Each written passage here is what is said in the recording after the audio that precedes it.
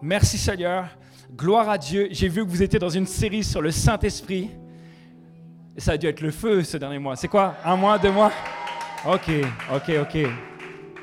Et le message que j'aimerais vous apporter cet après-midi s'appelle « Ne gaspille pas ta puissance ». Regarde ton voisin, ta voisine, dis-lui « Ne gaspille pas ta puissance ». Ne gaspille pas ta puissance. C'est un message dans un livre, c'est un livre en entier qu'on va voir, donc je ne vais pas vous le lire en entier, sinon on va arriver jusqu'à demain. Mais c'est le livre de Jonas. Qui connaît le livre de Jonas ici? Tout le monde connaît? Peut-être pas? Le livre de Jonas est un livre étonnant. Il est un peu bizarre comme livre, donc c'est bien, on va l'ouvrir. C'est l'histoire d'un prophète qui entend Dieu lui parler très clairement pour son peuple. Et alors que Dieu va lui parler, lui va faire l'inverse de ce que Dieu lui dit. Et pendant tout le chapitre, il n'est pas content. Voilà, c'est ça. Ne gaspille pas ta puissance.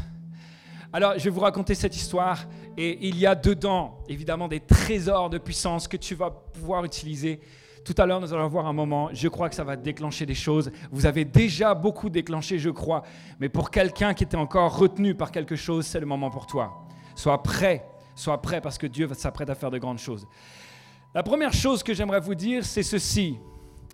Ne gaspille pas ta puissance. Parce qu'il y a des fois, on est en train de dormir dans le chaos. Dormir dans le chaos, c'est mon premier point. Dieu parle à Jonas. C'est un prophète d'Israël. Et Dieu va dire à Jonas, Jonas, va dans la ville de Ninive. Et Ninive, ce n'est pas son pays. C'est le pays de l'Assyrie. C'est au nord. C'est des ennemis. C'est une grande capitale. Et Dieu lui dit, tu vas aller à Ninive parce qu'ils font n'importe quoi. Et tu vas leur annoncer que je vais les détruire. Et Jonas, il entend ce message très clair de la part de Dieu.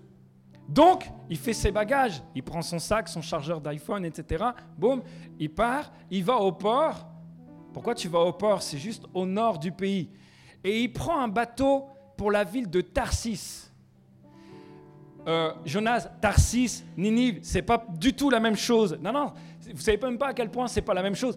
Tarsis, c'est une ville d'Espagne qui est au-delà du détroit de Gibraltar, face à l'Atlantique.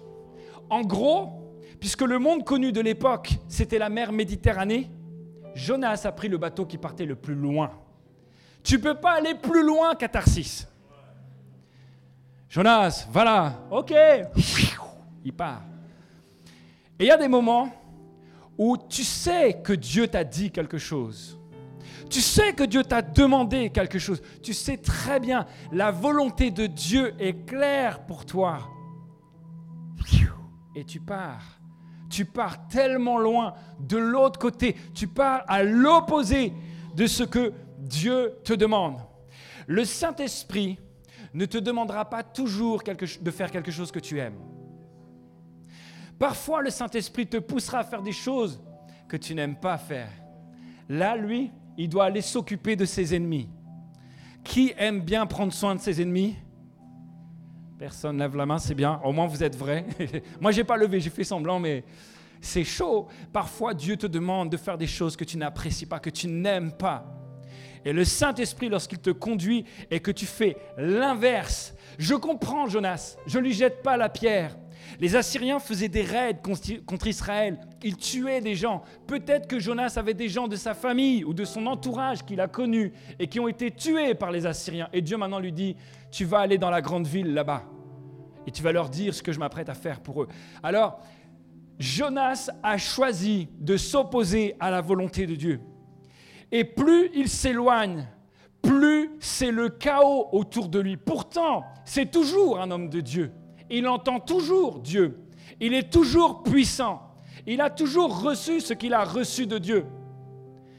Mais alors qu'il va à l'opposé de la volonté de Dieu, c'est le chaos. Il va dans une tempête tellement forte. La Bible nous dit dans Jonas au chapitre 1, versets 5 et 6, les marins furent saisis de crainte. Pas genre ils avaient un peu peur, ils furent saisis de crainte, à tel point que chacun se mit à implorer son Dieu. À Paris, on a l'habitude d'aller avec ma famille dans la fête des Tuileries. C'est une fête foraine. Je ne sais pas s'il y en a qui aiment bien les sensations fortes. Moi, pas du tout. Déjà, j'ai le vertige. Là, ça va avec l'estrade, mais je suis quasi au max, tu vois. Non, j'exagère. Mais mon fils me fait faire des manèges que moi-même, j'aurais jamais pensé d'aller dedans. Et bon, quand je monte dedans, je me dis, les gens avant sont allés, il n'y a pas eu de problème. Il y a d'autres gens qui sont prêts à payer pour aller dedans, donc normalement, ça va aller. Je tiens la barrière, je fais non, c'est bon, c'est solide, etc. Je vérifie tout parce que je suis en stress total. Si un jour je suis dans un manège et que je vois les forains en train de flipper, comme elle dit la Bible, furent saisis de crainte et qui se mettent à prier leur Dieu, je peux vous dire là, je ne serai pas serein du tout. Vous êtes d'accord avec ça? Il est dans un bateau et là, c'est les marins professionnels qui commencent à flipper, à paniquer. Tu as des raisons d'avoir peur. Puis, ils jetèrent la cargaison par-dessus bord pour alléger le navire. Quant à Jonas, normal, hein, il était descendu dans la cale du bateau, il s'était couché et il dormait profondément. C'est quoi son secret? Frère, dis-moi, j'arrive pas à m'endormir le soir. Jonas, qu'est-ce que tu fais? Le capitaine s'approcha de lui, l'interpella et dit « Eh quoi, tu dors? Mets-toi debout et prie ton Dieu. Peut-être Dieu se souciera-t-il de nous et nous ne périrons pas. » Donc même le capitaine, il dit « Bon, normalement, de base, on va tous mourir. Et toi, tu dors ?» J'aimerais te dire ceci. Jonas dort alors qu'il est puissant. Et alors qu'il dort, sa puissance ne se manifeste pas, sa puissance dort avec lui. Il a reçu une puissance, mais parce qu'il n'est pas dans la volonté de Dieu, sa puissance dort avec lui et il ne peut rien faire d'autre que ça. Et même, il est en train de dormir dans le chaos, sa vie est en danger et c'est tellement devenu normal pour lui que tu ne le vois plus. Il ne le voit plus. C'est devenu son environnement. Il est même capable de dormir dans un endroit où il va mourir. Le moment où tu commences à ne pas faire la volonté de Dieu, au départ, tu vas peut-être être surpris de voir le chaos qui se met en place autour de toi. Mais il y a un moment où finalement, tu es tellement désespéré, c'est tellement pas ce que tu veux, tu es tellement déterminé à « non, de toute façon, je n'ai plus rien à faire ». Tu t'en fous tellement que tu es capable de dormir dans le chaos. Et si jamais c'est le cas pour toi, je te le dis, hey, réveille-toi! Réveille-toi! Tu ne peux pas dormir dans un endroit qui veut ta mort. Tu ne peux pas t'endormir là. C'est tellement devenu son environnement qu'il ne peut même pas, il ne fait rien pour réagir.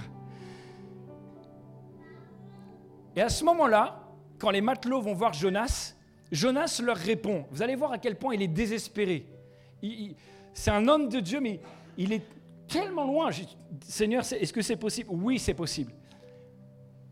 Jonas leur a appris qu'il s'enfuyait loin de la présence de l'Éternel. Donc le monsieur est quand même bien conscient de ce qu'il est en train de faire. Il dit, oui, en fait, c'est moi, je suis en train de fuir loin de la présence de l'Éternel. Aussi, ces hommes furent-ils saisis d'une grande crainte? Heureusement, il y a des gens normaux, quand même. Et lui dire, mais pourquoi tu fais cela? Bah oui. Et je te pose la question si c'est ton cas. Pourquoi fais-tu cela? Te dis pas un peu plus loin, ça va aller mieux, parce que au plus tu vas loin de ce que Dieu voulait pour toi, au plus tu t'éloignes de sa présence, Dieu sera toujours là pour toi, il ne fermera jamais la porte, mais c'est toi-même. Il dit, ouais, ici ça va encore. Non, viens pas Dieu, reste. Voilà, ici c'est encore mieux. Arrête de t'éloigner. Stop it. Tu dois arrêter ça. Pourquoi fais-tu cela? Et il est tellement désespéré, il va donner une solution. Moi, je l'ai entendu pendant des années raconter dans la Bible et ça choque personne. Je ne comprends pas. Jonas dit ceci, bon, jetez-moi à la mer et tout sera réglé. Amen? Mais non, pas amen. Pas amen du tout.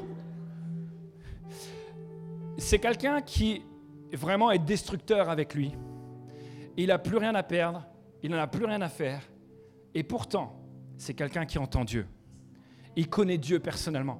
Et il y a des moments, en fait, tu te dis, comment c'est possible que quelqu'un si proche de Dieu, qui a été si proche de Dieu, peut aller si loin? Le moment où tu commences à emprunter ce chemin, tu ne sais pas jusqu'où ça peut te mener. Et à un moment donné, ça t'aveugle et ça t'endort complètement. Et tous tes sens spirituels, ton discernement, même, je ne parle pas juste de discernement spirituel, de genre un truc pour les chrétiens 3.0. D'ailleurs, ce n'est pas vrai que c'est pour les chrétiens 3.0. On peut tous l'avoir, le Saint-Esprit, il est pour tout le monde. Mais des fois, on imagine que c'est genre un truc de fou et tout ça. Non.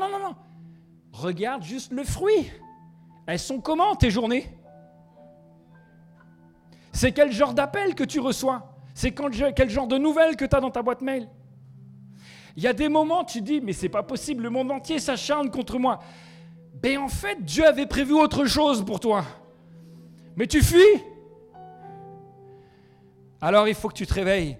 Ce type d'attitude, ce type de situation, ce type de circonstance doit t'alerter. Il y a un problème. Il y a des fois où certaines personnes font la volonté de Dieu. Et c'est la tempête. C'est arrivé plusieurs fois dans la Bible. Je ne parle pas de ces situations-là. D'accord? Je parle de toi qui sais que Dieu t'a demandé quelque chose et tu ne l'as pas fait. C'était mon premier point. Dormir dans le chaos. Vous êtes toujours avec moi? Le deuxième point. Prier du fond des mers. Jonas est tellement amer que Dieu doit lui parler du fond de la mer. Ça, c'est pour toi dans l'ancien groupe. Je peux dire le nom? Non, je ne dis pas. Ouais, je reprends. Jonas est tellement amer que Dieu doit lui parler du fond de la mer. Quand il dit cette solution, les marins ne veulent pas le jeter à l'eau. Mais le problème, c'est que la tempête redouble. Et ils ont tout essayé. Ils ont prié tous leurs dieux. Ils n'ont plus rien à balancer au niveau de la cargaison. Ils se disent, mourir pour mourir. De toute manière, Jonas va mourir avec nous. Donc, puisqu'il nous propose de mourir un petit peu avant, et peut-être ça peut nous sauver, c'est son choix. On ne va pas aller contre sa volonté. Sa dernière volonté, c'est d'être plus pressé. C'est gagner la course. Et vous avez déjà été jeté dans l'eau, genre froide, pas ici, je suis désolé. Moi je viens de Bretagne. C'est très beau la Bretagne. L'eau elle est transparente comme aux Antilles, sauf que ce n'est pas les mêmes arbres. Et que quand tu vas dans l'eau, tu changes de couleur. Et comme ton t-shirt, tu deviens bleu tellement c'est froid. Quand tu vas dans l'eau, et ça te fait un électrochoc. Des fois même, ça peut être dangereux pour la santé. On connaît des personnes qui ont eu une hydrocution et qui en sont mortes. Et Jonas, il dit de se balancer dans l'eau. Et je trouve que c'est une image tellement magnifique et tellement forte de... Il y a des moments où tu es tellement loin dans ton délire qu'il faut un électrochoc fort. En fait, Dieu va te secouer à la mesure de à quel point tu es loin, à quel point tu es endormi, à quel point tu es aveuglé. Et Dieu ne fait pas ça parce qu'il ne t'aime pas, il fait ça précisément parce qu'il t'aime. Il fait ça parce que s'il ne le fait pas, jamais tu vas te réveiller. Et il faut que tu sois secoué. Il le faut. Et regardez ce que Jonas va dire. Parce qu'en fait, au moment où il est jeté dans l'eau, Dieu amène un gros poisson. Le poisson va le gober, c'est-à-dire il va l'avaler sans le mâcher. Là, le détail est important quand même. Et il va se retrouver dans le ventre du poisson pendant 3 jours. Et là, il réfléchit. Tu m'étonnes. Quand tu cuisines le poisson, je ne suis pas un bon cuisinier. Moi, je suis plutôt un mangeur. On a réparti les rôles. Mais quand tu cuisines le poisson, vous êtes d'accord, c'est dur à partir l'odeur du poisson. Même le poisson frais. L'intérieur d'un poisson, j'ose même pas imaginer la vérité, ça doit être horrible. Il n'y a que les prophètes pour vivre des trucs pareils. Seigneur. Et en même temps, Dieu le sauve. C'est ça le vrai électrochoc, c'est pas l'eau. C'est le ventre du poisson. Et voilà ce qui est écrit. Jonas dit ceci. Dans ma détresse, moi, j'ai crié à l'Éternel, il m'a répondu, oui, du cœur du séjour des morts. Non, c'était l'estomac du poisson, mais pour lui, le cœur du séjour des morts, j'ai crié au secours et tu m'as entendu. Écoute, je suis en train de lire ce verset, tout ce passage-là, c'est les mots qui doivent sortir de ton cœur maintenant. Il y a des moments, à un moment donné, dans le psaume 27, je crois, il y a le psalmiste qui dit, mon cœur dit de ta part, ô Dieu. Donc c'est Dieu, tu mets une pensée dans mon cœur. Et cette pensée dit, cherche ma face, je cherche ta face, ô Éternel. Et il y a des fois où le Saint-Esprit vient mettre en toi des mots qui te poussent vers Dieu. Et ce moment, c'est ça. Les paroles de Jonas à ce moment-là, c'est tes paroles maintenant. C'est ce que Dieu met dans ton cœur maintenant. Tu m'avais jeté dans l'abîme, au fond des mers, et les courants m'ont encerclé. Tous tes flots et tes vagues ont déferlé sur moi. Je me disais, je suis chassé de devant toi. Alors que tu connais Dieu, tu te dis, mais je suis chassé de devant Dieu.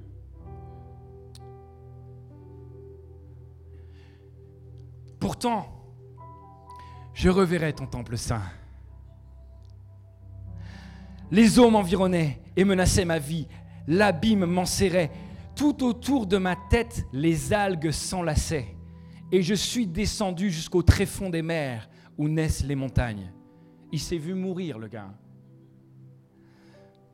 Et la terre avait déjà tiré derrière moi ses verrous pour toujours, mais du fond de la fosse. Tu m'as fait remonter vivant, ô Éternel mon Dieu. Quand je désespérais de conserver la vie, je me suis souvenu de toi. Enfin, c'est possible pour toi. Tu te dis, je suis trop profond. Je suis en train de couler au fond de l'océan. Je suis trop profond, je suis allé trop loin. Alors même que je connais Dieu, je suis allé trop loin. C'est pas possible. Dieu, que tu ailles me chercher là, oui, c'est possible. Absolument, c'est possible. Absolument, c'est possible. Quand je désespérais de conserver la vie, je me suis souvenu de toi, ô Éternel, et ma prière est montée jusqu'à toi, jusqu'à ton temple saint. Le point, c'est ça, c'est prier du fond des mers. Si tu es au fond des mers, c'est le moment de prier. C'est le moment de prier maintenant. J'aimerais vous raconter l'histoire de quelqu'un qui s'appelle Alexandre. J'étais pasteur à Dunkerque à l'époque et j'ai demandé à Dieu qu'il y ait des nouveaux jeunes qui viennent au groupe de jeunes parce que je ne savais pas comment faire. J'ai dit, Seigneur, envoie-les.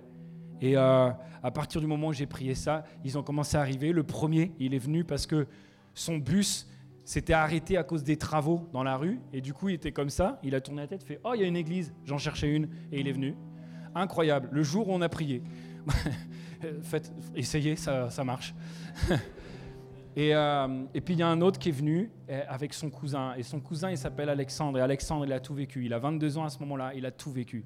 Mais pas les bonnes choses, en fait. Quand je le vois, tu sais, à l'intérieur, tu sais, c'est le tonnerre, c'est un cyclone, je ne sais pas ce que c'est, mais tu n'as pas envie d'être à l'intérieur de son cœur. Il est en dépression, il est drogué, il a énormément de violence à l'intérieur. Et puis, j'ai pris du temps un peu avec lui, il m'a raconté son histoire. Il est né dans un foyer dysfonctionnel, papa qui va vite en prison, maman qui va de temps en temps à l'église, mais qui enchaîne les petits copains pendant que papa est en prison, et les petits copains douteux. Il se fait éclater la tête contre les toilettes à 6 ans. À 10-12 ans, papa il enchaîne les allers-retours. Il a failli tuer son père à 10-12 ans. Sa mère, il a balancé des escaliers alors qu'il était ivre. Et sa mère lui a supplié de rien faire. À 22 ans, il a fait 7 tentatives de suicide, dont 2 où il a été sauvé in extremis. Si une personne n'était pas arrivée, ce serait fini. À 14 ans, il avait failli être papa plusieurs fois. Il a vécu des abus physiques, évidemment, des abus sexuels aussi quand il était petit. À 16 ans, il s'est retrouvé dans la rue avec un chien, un berger allemand, qui s'appelle Boyka. Et il a fait Go Fast, donc ceux qui gagnent leur vie en transportant la drogue à fond et tout. Son passe-temps, il m'a dit, c'était il cherchait de l'adrénaline, quoi, de se sentir vivant. Tout était tellement mort à l'intérieur qu'il était prêt à faire n'importe quoi pour ça. Il prenait l'autoroute à contresens en moto. Et si il arrivait de l'autre côté, il gagnait de l'argent. Bref, et en fait, quand je prêche, il me dit, tu sais quoi, je sais que ce que tu dis, c'est vrai. Je le sais. Mais moi, je suis trop loin. Je suis trop au fond de la mer. Moi, c'est fini, là. Même les médecins, ils ne savent même pas quoi faire avec moi. C'est fini pour moi. Et dans mon cœur, je dis, ah non, c'est pas possible. Et je lui dis, non, t'inquiète pas. Dieu, il est capable d'aller te chercher au plus profond où tu es, ça sera jamais trop profond pour toi. Et quelques temps après, il revient à l'église. Et pendant je le vois, il arrive, il vient. Il est assis tout au fond. Et comme je vous ai dit, la salle des jeunes était le long de la route où le gars dans le bus a dit, tiens, il faut y aller là. Donc en fait, il était assis juste au fond de la salle. Et pendant tout le moment où je prêche, dans mon cœur, il y a Alexandre. Je sens que c'est pour lui. Je fais un appel à la fin. et un appel qui n'a rien à voir avec le message, parce que je veux juste qu'Alexandre puisse se lever. Et genre, c'est le deuxième ou le troisième à se lever. Donc je fais « Yes, Seigneur, c'est bon. Alexandre, tu veux que je prie pour toi ?» Il m'aurait dit pour mon petit doigt, j'aurais prié pour son petit doigt. Il me dit « Pour que je me convertisse. » Je pose les mains sur lui, et au lieu de crier... Même, vous savez, les pasteurs, ils aiment bien crier quand ils prient, vous avez remarqué. Hein, même Anthony, tu le fais souvent quand même. C'est pas une maladie, c'est normal. Okay, et en fait, je sens le Saint-Esprit qui me dit « Ne crie pas, chuchote, murmure à son oreille. » Je ne comprends pas pourquoi, mais je fais. Et au moment où je prie, il commence à pleurer, etc. Et il m'a raconté ce qui s'est passé. En fait, juste avant de venir au groupe de jeunes, il ne voulait pas, mais il a vu un de ses copains qui allait au groupe de jeunes aussi.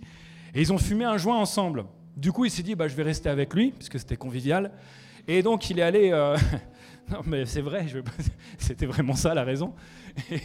Et du coup, il se dit, je vais rester. Donc, il s'est assis au fond, à côté de la porte qui donne sur la rue. Et alors qu'il est assis au fond, en fait, la présence de Dieu le dérange. Il ne se sent pas bien.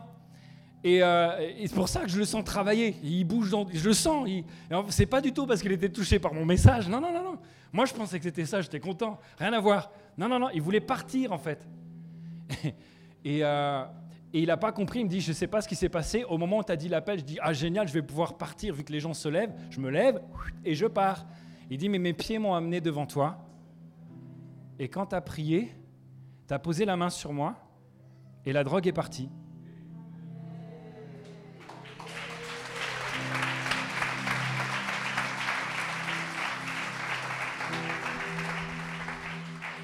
Et même moi, j'avais rien senti. J'ai même pas prié pour ça. Mais du coup, ça a été pour lui le déclic. Il s'est dit, Dieu, si tu es capable de faire ça, tu es capable de me sortir de mon puits.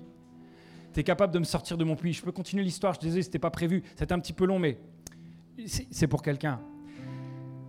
Une fois qu'il a commencé à marcher avec Dieu, il a commencé à aligner sa vie avec Dieu. Et à chaque fois qu'il alignait sa vie avec Dieu, les choses rentraient dans l'ordre. Il n'avait pas de couverture sociale. Dans la semaine, il en avait une. Il n'avait pas... En fait, évidemment, il savait conduire, mais il n'avait pas le permis. Et puis, en fait, il commençait à marcher avec Dieu en lui donnant la main.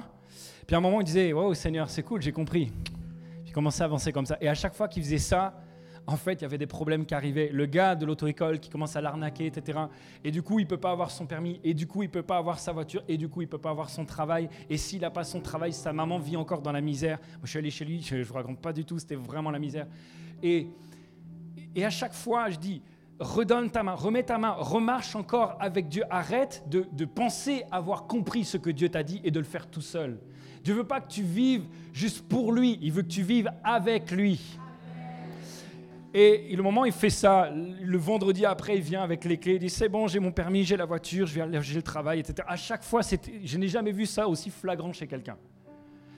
Mais le diable ne voulait pas le laisser, parce que oui, Dieu existe, mais le diable est là pour te décourager, pour t'éloigner de Dieu. Il sait que c'est vrai, et si ce n'était pas vrai, il ne ferait rien pour empêcher, il ne ferait rien pour t'embêter. Donc plus il déploie des forces, plus il a peur que tu trouves la vérité. Et un de ses amis s'est fait abattre dans la rue, dans le sud de la France.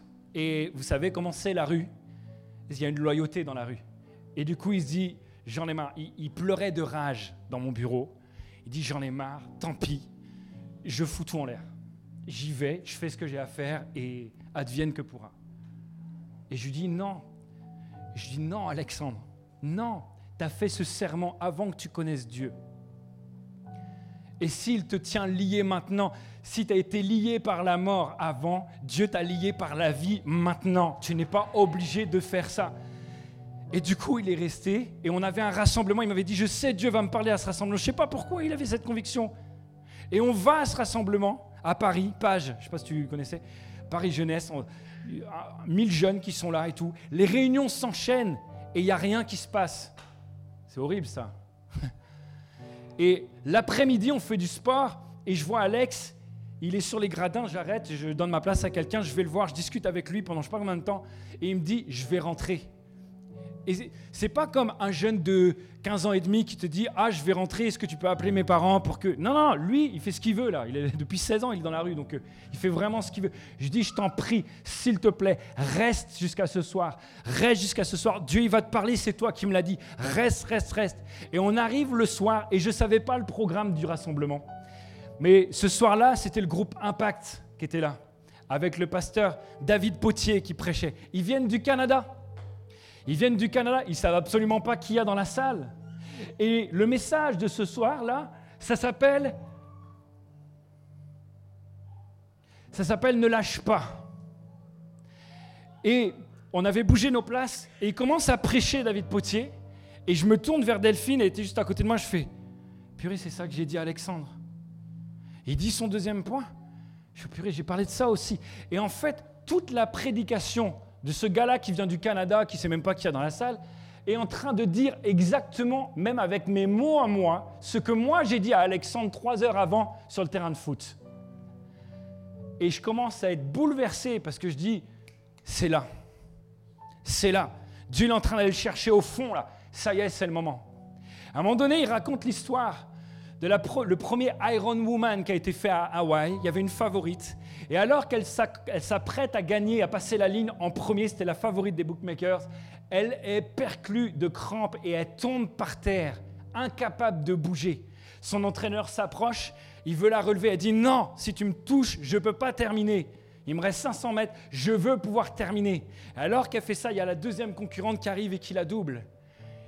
Et elle commence à se lever péniblement. Elle arrive et elle fait 2-3 pas et elle retombe encore. Il y a une autre concurrente qui arrive et qui la double.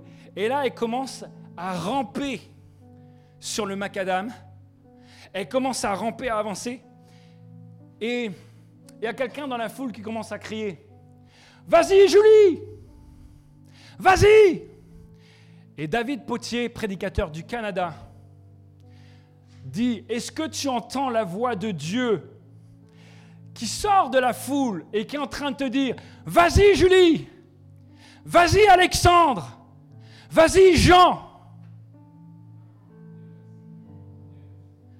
Dans tous les prénoms du monde, il a dit nos 2 prénoms.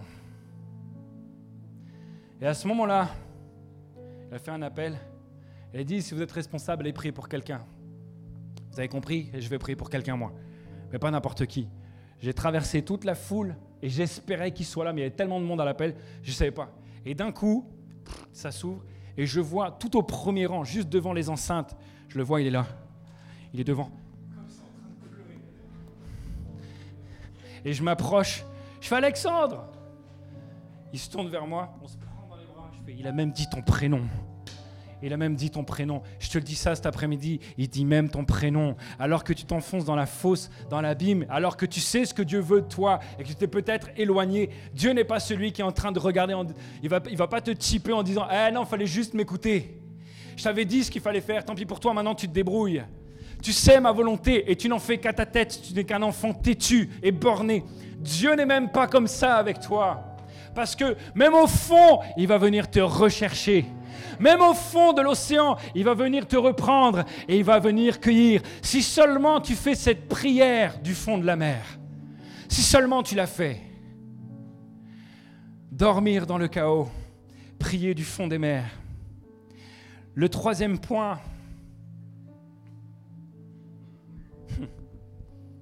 J'ai oublié un truc, je suis désolé. C'est pas là. Le moment où Jonas va faire ça, Jonas va changer de direction et il va finalement aller à Ninive. Quand Jonas change de direction, il arrive à Ninive, il prêche. Et je vous ai dit que c'était un homme de Dieu puissant. Il prêche tellement puissamment. Tous les gens de la ville sont percutés, impactés. Le roi se convertit et impose un jeûne et prière à tout le monde pour supplier Dieu de ne pas les détruire parce qu'ils se sont rendus compte qu'ils l'avaient offensé. Le moment où Jonas change de direction, les Ninivites changent de direction. Et quand Dieu voit que le cœur des Ninivites change, la Bible dit ceci.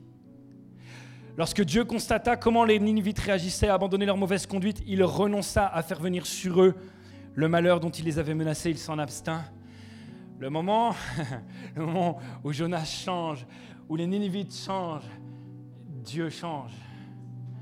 Et il y a des fois où tu vas pouvoir faire bouger la main de Dieu. C'est ce qu'il avait prévu, c'est ce qu'il désirait de tout son cœur. Et le moment où tu te réalignes avec la volonté de Dieu, c'est pas juste toi qui commences à changer.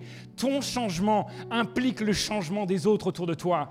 Tu déclenches quelque chose. Ta vie n'est pas simplement, te concerne pas que toi. Il y a un impact, il y a une influence autour de toi. C'est pas juste Instagram. Ta vie a une influence autour de toi. Le Saint-Esprit en toi ne peut pas être contenu. Il déborde, c'est pour une raison. Si tu as reçu cette onction de Dieu, c'est pour quelque chose, c'est pour faire quelque chose, c'est pour avoir un impact quelque part. Lorsque tu reçois cela, et le moment où Jonas va aligner son cœur, tout va commencer, boum, à revenir. Et c'est ce que Dieu veut faire pour toi. Alors là, on pourrait dire, Amen, c'est formidable cette histoire, gloire à Dieu, tu es puissant Dieu, tu es capable de reprêcher quelqu'un, c'est formidable. Mais il y a un quatrième chapitre. Et mon troisième point s'appelle « S'irriter jusqu'à la mort ». Voilà ce qui est écrit. Je ne sais pas comment vous vivriez cette situation. Imaginez, vous êtes Jonas, vous prêchez enfin, tout le monde se convertit, même le roi. En vrai, moi je suis un peu fier quand même. D'accord ? C'est pas pour m'enorgueillir, mais je marche quand même différemment après ça. Tu vois ? Le sol me porte. Donc, on va lire effectivement ce que Jonas, comment il va réagir. Jonas le prit très mal et se mit en colère. Il est vraiment ouf. Il adressa cette prière à l'Éternel. « Ah, Éternel, je l'avais bien dit quand j'étais encore dans mon pays. C'est pour prévenir cela que je me suis enfui à Tarsis, car je savais que tu étais un Dieu plein de grâce et de compassion. Lent à te mettre en colère et riche en amour. » En quoi c'est un problème ? Et que tu renonces volontiers à faire venir le malheur que tu as annoncé. Ouais, mais heureusement pour toi, Jonas, quand même. Hein. Maintenant, Éternel, prends-moi donc la vie, car la mort vaut mieux pour moi que la vie. C'est un homme de Dieu. C'est tellement choquant. Et la suite de texte nous dit ceci. Il est tellement énervé. Vous savez ce qu'il fait ? Il va sur une petite colline à côté de Ninive. Il prend un petit siège, etc., du popcorn, un petit cocktail sans alcool, et il s'installe pour regarder en HD le feu du ciel cramer les habitants de Ninive. Il s'installe bien comme il faut pour voir enfin la punition, la mort tomber sur les autres. Jonas, comment c'est possible que tu entendes la voix de Dieu, que tu sois proche de sa bouche, mais si loin de son cœur.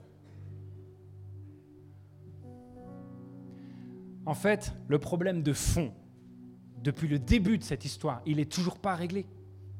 Jonas, il en veut à mort aux Ninivites. Et ce qui est très étonnant, c'est que Dieu ne va même pas le reprendre. Vous savez ce que Dieu va faire ?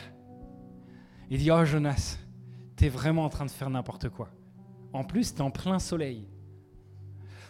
Tu voudrais pas un petit parasol ? Juste pour que tu sois à l'ombre pour regarder ?» Et Dieu fait pousser un arbre au-dessus de la tête de Jonas pour que pendant qu'il assiste au massacre, au moins il n'ait pas de coup de soleil. Parce que quand même, il faut rester humain. Je trouve ça incroyable, ce que Dieu est capable de faire. Et en fait, Dieu, au lieu de le reprendre, il va utiliser la folie de Jonas pour lui montrer quelque chose. Le lendemain, Dieu fait mourir l'arbre et Jonas se fâche encore, il demande encore la mort, puisque apparemment c'est à peu près sa prière préférée, je crois. Hein. Et il fait tout le temps ça. S'il ne sait pas quoi prier, de base il dit tiens, prends-moi la vie. Tiens, voilà. On dirait que c'est ça un petit peu la vie de Jonas. Et Dieu lui dit mais Jonas, tu voudrais que j'ai pitié d'un arbre que toi, tu n'as rien fait pour faire pousser d'ailleurs en plus, alors que moi j'ai donné la vie à tous ces Ninivites, ils sont 120 000. Ils connaissent rien à rien. Et tu veux que j'ai pas pitié d'eux, alors qu'il faudrait quand même que j'ai pitié de cet arbre-là qui t'a rien coûté. Si Jonas ouvre les yeux. Et la Bible ne dit même pas si Jonas a ouvert les yeux. Il reste fâché à la fin du chapitre et c'est la fin du livre de Jonas. J'espère, je pense qu'on va le voir là-haut. Et il doit y avoir un quartier haute sécurité dans le paradis, je pense, pour les gens un peu comme lui. Jonas, il est en colère contre la grâce. Écoute bien, il y a quelque chose pour toi, c'est quelque chose de fort. Quand tu es centré sur toi, sur tes propres blessures, tu n'es plus capable de quoi que ce soit de compassion. Tu n'es plus capable de grâce. Tu ne vois plus les autres. Il n'y a que toi qui compte. Quelqu'un de blessé devient égocentrique. Tu ne peux plus voir les autres parce que c'est toi qui as besoin d'aide. C'est toi qui devrais être béni. C'est moi qui... Non. Les autres, arrête avec les autres. C'est moi qui ai besoin d'aide là. Et en fait, à ce moment-là, tu n'as plus aucune considération pour les autres. Il a une ambiance désastreuse. Tous les 5 minutes, tu demandes à mourir quand même. Et tu sens que Dieu, il dit, Dieu, la traduction de « je savais que tu étais un Dieu lent à la colère », etc. En fait, il dit, Dieu, t'es faible. T'es un moumou, Dieu. Je suis plus juste que toi, moi. Moi, je suis juste, moi. Et en fait, il est en train de dire, Dieu, je ne peux même pas te faire confiance. Et il y a des moments où tu es tellement dans ta peine et dans ta douleur et dans tes blessures que tu vas dire ça à Dieu. Dieu, t'es mou. Tu ne me défends pas. Dieu, tu n'es pas aussi juste que moi je le serais. Si moi j'étais Dieu, tu dis à moi la justice, etc. Mais je peux te dire que mon voisin là, si c'était moi qui étais Dieu, ça ferait longtemps que j'aurais fait justice. Parce que je ne suis pas mou comme toi. Et en fait, tu oublies que les gens qui te font du mal sont aussi créés par Dieu et Dieu les aime autant que toi. Tu oublies que c'est pas pour rien si la Bible dit on n'a pas à lutter contre la chair et le sang. C'est pas les hommes tes ennemis, c'est ce qui les inspire. C'est ce qui les inspire. Et s'ils n'ont pas la chance d'être inspirés par l'Esprit de Dieu qui est en toi, alors ils sont victimes de ce qui les inspire. Est-ce que tu penses que c'est à eux de changer ou c'est à toi de faire quelque chose? Puisque c'est toi qui as l'aide de l'Esprit de Dieu, c'est toi qui peux changer les choses. Et la simple question que je pose, c'est Jonas, regarde le fruit. T'en veux à Dieu? Ton atmosphère intérieure, elle est pourrie, mais H24, tu regardes plus les autres. Comment tu peux penser que ce que tu es en train de vivre et que tes réactions viennent de Dieu? Comment tu peux penser que toute ton attitude, elle est bonne? La Bible dit, regarde un arbre à son fruit. Un bon arbre va produire de bons fruits. Un mauvais fruit va venir d'un mauvais arbre. C'est de l'abondance du cœur que la bouche parle. Regarde ce que tu fais produit. Regarde-le. Est-ce que c'est bon pour les autres? Est-ce que c'est pas bon? Il y a un truc qui ne ment pas dedans.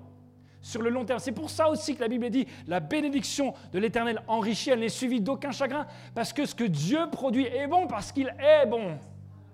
Il est bon. Alors, Jonas, tu n'es même plus capable de voir ça. Et je vous pose la question, ça vient de qui? Est-ce que ça vient de Dieu? Jonas, toi, homme de Dieu, regarde ce que tu fais. Est-ce que ça vient de Dieu en ce moment? Ben non, ça ne vient pas de Dieu. Et voilà le point. Sans s'en rendre compte, Jonas a accepté de se faire défendre. Il a pris pour avocat le diable. Il a pris pour avocat le diable. Je ne dis pas qu'il est possédé, mais il a pris pour avocat le diable. C'est Jésus notre défenseur, c'est Jésus notre avocat auprès de Dieu normalement. Mais quand Jésus nous défend, ça ne produit pas ce fruit-là. Le diable va venir et va murmurer dans ton esprit des choses qui te semblent légitimes et droites, qui te semblent normales de demander, alors qu'elles sont mauvaises. Il te fait croire que c'est légitime alors que c'est mauvais. Voilà pourquoi il y a des moments où, lorsque tu es centré sur tes problèmes, sans t'en rendre compte, tu ne t'appuies plus sur Dieu, mais tu écoutes le diable. Et tu lâches sa main, et tu vas tout seul, et c'est pour ça que c'est le chaos. Et qu'à un moment, tu n'en peux tellement plus que tu es même capable de dormir dedans. Et on va terminer avec le dernier point. Dormir dans le chaos, prier du fond des mers. Le troisième, c'est absolument. Absolument. S'irriter jusqu'à la mort. Le dernier point, c'est reconnaître que Dieu est Dieu. Voilà mon point. le seul moment où Jonas n'a pas une attitude pourrie, le seul moment où ça va à peu près pour Jonas, ou même ça va bien, le seul moment où on le sent en paix, c'est quand il dit ces versets-là, dans le chapitre 2, versets 9 et 10, Jonas 2, versets 9 et 10. Il est dans le ventre du poisson et il dit ceci. Et ça, c'est tellement une parole qui vient de Dieu. Ceux qui s'attachent à de vaines idoles se privent de la grâce. C'est juste ce qu'il fait tout au long de la journée, là, d'accord ? Il se prive de la grâce lui-même et il veut priver les autres de la grâce. Ça veut dire qu'il s'est attaché à de vaines idoles lui-même. Mais moi, je t'offrirai un sacrifice en disant ma reconnaissance. Je m'acquitterai des vœux que j'ai formés, car c'est de l'Éternel que vient la délivrance. Alléluia. Alléluia. Voilà mon point. Le moment où tu commences à faire pas ce que Dieu te demande, mais l'inverse, sans t'en rendre compte, tu vas t'attacher à de vaines idoles. Tu vas suivre quelque chose d'autre que tu ne devrais pas suivre. Quelque chose va prendre la première place qui était occupée auparavant par Dieu. Et c'est quelque chose que tu ne fais pas en disant « Tiens, j'aimerais bien être idolâtre ». Non, ce n'est pas comme ça. Ça vient simplement parce que tu es poussé parfois par ta peine, par ta douleur, par un sentiment d'injustice ou d'incompréhension. Parce que, en fait, à la base, ce que Dieu fait, tu ne le comprends pas et tu n'es pas d'accord. Et tu ne le regardes plus. Et tu perds du regard qui il est, tu oublies qu'il est bon, tu oublies qu'il t'aime, tu oublies qu'il est fidèle. Et quand bien même tu l'as déjà vu agir dans ta vie, quand bien même il a déjà pris soin de ta maman, ou qu'il a guéri un oncle, ou peu importe ce qui se passe, tu sais que Dieu existe, même ça tu l'oublies. Tu es obnubilé par d'autres choses et tu vas poursuivre une idole comme la vengeance, tu vas poursuivre une idole comme la justice, etc., des choses comme ça. Et ce qui peut te sauver de ça, Jonas, il en a eu la révélation. Je n'ai pas l'impression qu'il l'ait saisi, mais la révélation qu'il a eue, elle est exacte. Il dit, c'est la reconnaissance. Écoute bien, la reconnaissance te protège de l'égocentrisme et de l'idolâtrie. Parce que tu ne passes pas ton temps sur toi, tu passes ton temps sur Dieu. Et plus tu connais Dieu, plus tu sais qui il dit que tu es. Donc, plus tu connais Dieu, plus tu te connais toi. Et il t'aide à te comprendre, il t'aide à voir les choses différemment, non pas simplement avec ton regard terrestre. Et mon regard terrestre, je dois convenir, je suis obligé de convenir qu'il est limité. Je ne connais pas l'avenir, je ne sais pas de quoi. J'ai une puissance qui est limitée, moi, humain. Mais Dieu est tout-puissant et Dieu sait toutes choses et Dieu va partout et son amour n'a pas de limite. Alors, le moment où je commence à fixer mes regards sur Dieu, ma vision, ma perception des choses change. La reconnaissance me protège des mensonges sur Dieu parce que je le regarde et je dis « Oui Seigneur, je reconnais que tu es Dieu, que mes pas sont dans ta main, que ma vie est dans tes mains. Je reconnais que tu es bon et que tu es fidèle. » La reconnaissance encourage mon âme. La reconnaissance me permet de ne pas me tromper de combat. Parce que j'ai le bon axe. La reconnaissance change mon état d'esprit et mon atmosphère intérieure. La reconnaissance me permet d'aimer. La reconnaissance me permet de pardonner. Et je sais que ce n'est pas fun d'entendre ces mots-là. Je sais que tu aimerais bien des fois les trucs qui te boostent et c'est bon, j'aime énormément ça aussi. Mais il y a des moments où il faut juste voir les choses en face. Ce n'est pas en accumulant parfois des choses qui te boostent. Si, à un moment donné, tu t'es bloqué dans une attitude comme celle-là, tant que tu ne reviens pas sur cette attitude-là, tant que tu ne le reconnais pas et que tu dis « Dieu, je reconnais que toi, tu es mon Dieu. Et c'est en toi que je confie ma vie. Je veux mettre ma vie dans tes mains, à toi. » Alors, rien de tout ce qui pourrait arriver ne va arriver encore. Jonas était puissant, mais sa puissance dormait en lui. Le moment où il a réaligné, Dieu a réveillé la puissance en lui. Vous avez fait 1 mois, 2 mois sur le Saint-Esprit. Vous êtes revêtus de puissance, pas parce que vous êtes meilleurs que les autres, parce que Dieu a choisi, il s'est engagé. Il a dit, je vais vous l'envoyer. Ce n'est pas parce que vous avez prié plus fort que les autres, c'est son plaisir d'habiter en toi, en moi. J'arrive pas à comprendre ce truc-là, mais c'est ce qu'il aime. Et ça change ma vie. Et ça change ta vie. Mais tu ne peux pas avoir une si grande puissance pour prendre soin des autres et pas prendre soin de ton cœur. Plus la puissance de ce que tu as est bonne, plus si elle est mal utilisée, elle peut faire des dégâts. Donc comprends ceci. Être reconnaissant, reconnaître que Dieu est Dieu, ce n'est pas une option. On a passé tout un chapitre avec un homme de Dieu puissant qui convertit une ville avec son discours, qui entend Dieu parler directement et qui fait l'inverse de ce que Dieu lui demande juste parce qu'il n'a pas pris soin de son cœur et parce qu'il a arrêté d'être reconnaissant envers Dieu. La reconnaissance, ce n'est pas une option. Tu ne peux pas avoir un manque de reconnaissance pour Dieu dans ton cœur. C'est ce qui va te garder. Ça fait partie des clés invisibles. Il y a tous les dons de l'esprit qui sont mentionnés. Cherche-les, continue, tu les reçois et tu vas les recevoir encore, soit renouvelés, soit bénis encore. Le monde a besoin de ça. Le monde a besoin de toi. Mais n'oublie pas ce qui n'est pas mentionné dedans et qui te permet de bien les utiliser. N'oublie pas de veiller sur ton cœur, car de là viennent les sources de la vie.